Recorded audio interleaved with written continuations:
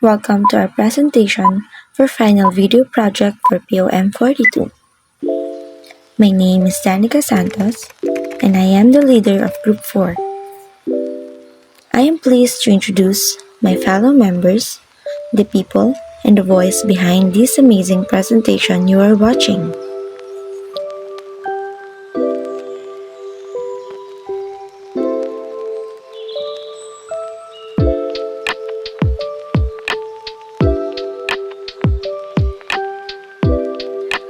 Joshua Porras, the voice actor for Forward Pass. Mylene Nolian, our diagram editor.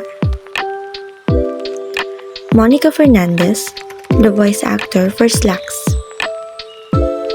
Crystalline Manilili, for video editing. Selwyn Josh Santiniaman will discuss the backward pass.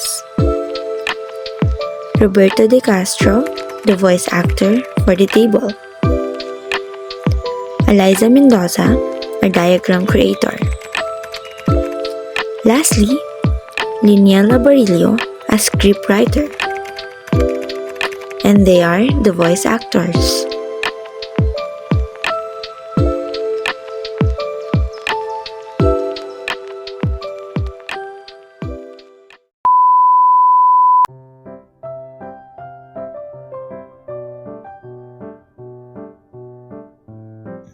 What is the critical path method? The critical path in project management is the sequence of tasks that determines the shortest duration in which a project can be completed. It's important because any delay in tasks along the critical path will directly impact the project's overall timeline. What is a critical path diagram? A critical path diagram, also known as a PERT, Program Evaluation and Review Technique, chart, or a network diagram, visually represents the critical path and all the tasks and their dependencies in a project. It shows the sequence of tasks, their durations, and which tasks are critical for completing the project on time. How do you identify a critical path? Identifying the critical path is like finding the longest chain of tasks in your project that can't be delayed without delaying the whole project.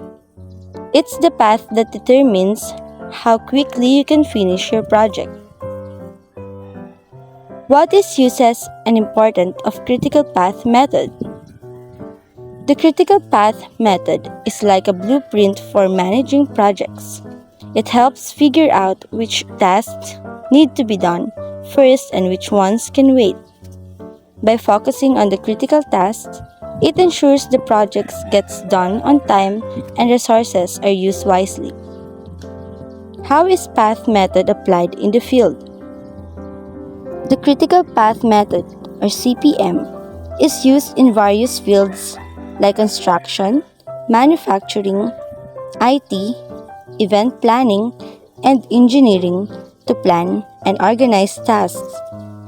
It helps ensure that projects are completed on time by figuring out the most important tasks and making sure they get done first. Construct a project network, perform forward and backward passes, determine project completion time, calculate slack value, state the critical path. A stand for what activity is being described. T stand for the estimated activity duration. ES is the earliest time can start. EF is the earliest finish time. LS is the latest start time. LF is the latest finish time without exceeding the project time complexity. Now that we have the project activity schedule and convention mode, let's first make a simple sketch of the project network so that we can visualize the diagram of the full network is that next procedure. Start. Activity A has no predecessor, so it can begin at start. Activity B need Need A to be completed. Activity C, defend to A. Activity D, need B to be completed. Activity E, need D to be completed. Activity G, need D completed. And activity G and D and H need both E and G, and I needs G and H completed since I has no successor and it go to finish. Here is the network with activity nodes showing the letter and time. Let's start doing the forward pass. Letter A has no predecessors, so its earliest start time will be 0. Since it has 5 weeks to be completed, and earliest time will be 5 plus 0, which gave 5. For B, since the earliest finish time is 5 and the activity time is 10 weeks, then 5 plus 10 will give 15. For C, since the earliest finish time is 5 and the activity time is 13 weeks, then 5 plus 13 is equal to 18. For D, since the earliest finish time is 15 and the activity time is 7 weeks, then 15 plus 7 is equal to 22. For E, since the earliest finish time is 22 and the activity time is 3 weeks, then 22 plus 3 is equal to 25. For F, since the earliest finish time is 18 and the activity time is 9 weeks, then 18 plus 9 is equal to 27. For G, since the earliest finish time is 25 and the activity time is 4 weeks, then 25 plus 4 is equal to 29. For H, since the earliest time is 27 and the activity finish time is 3 weeks, then 27 plus 3 is equal to 30. For I, since the earliest time is 30 and activity finish time is 7 weeks, then 30 plus 7 is equal to 37. So letter I finishes at 37, as you can see here. Letter I has the highest earliest finish time, so we can say that the project completion time is 37 weeks. Now, let's do the background pass. Since the project completion time is 37 weeks, the latest finish times for the activities at the finish node has to be 37, cannot be completed in longer than 37 weeks. Next, we will determine the latest start times by subtracting the activity times from the latest finish times. For the I, the latest start time will be 37 and minus 2, 7, and to give to 30. For the H, the latest start time will be 30 and will minus 2, 3, and will give to 27.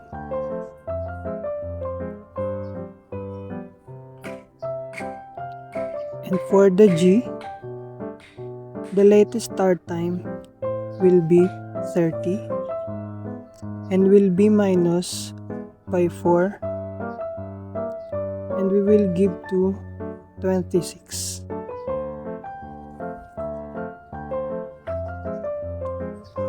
And for the F, the latest start time will be 27 and we will minus to 9 and to give to 18.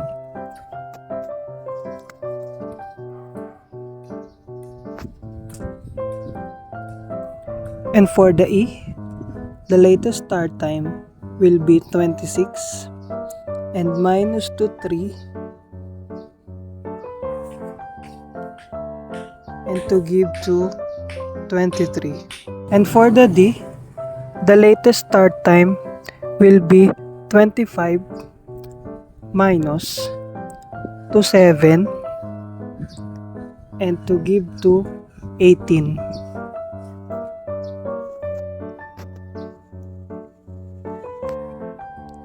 And for the C, the latest start time will be 18 and we will minus to 13 and to give to 5. And for the B, the latest start time will be 18 minus to 10 and to give to 8. And lastly, for the A, the latest start time will be 5 and we will minus to 5 and to give to 0.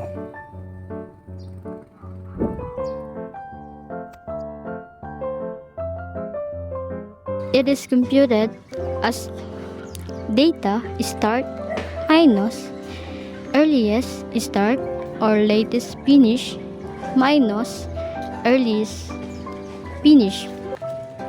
So the slack or A will be 0 minus 0 or 5 minus 5, which will be 0.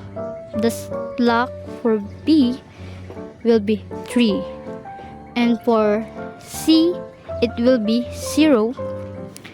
For D it will be 3. For E it will be 1. For F it will be 0. For G it will be 1. For H it will be 0. For I it will be 0. For example, that activity B can begin anytime between week 5 and 8, and it can finish anytime between week 15 and 18. However, B can be delayed to 5 weeks and the project will still be completed in week 37. Activity A, C, F, H, and I, on the other hand, cannot be delayed at all without extending the project's completion time. So, for example, if H is delayed by 5 weeks, then the project's completion time will be extended by 7 weeks as well, from 37 to 44. The activities with zero slack are called critical activity, and they form the critical path, which is longest path in the network. So the critical path here is A, C, F, H, and I, and that's how to construct a critical path method in network diagram.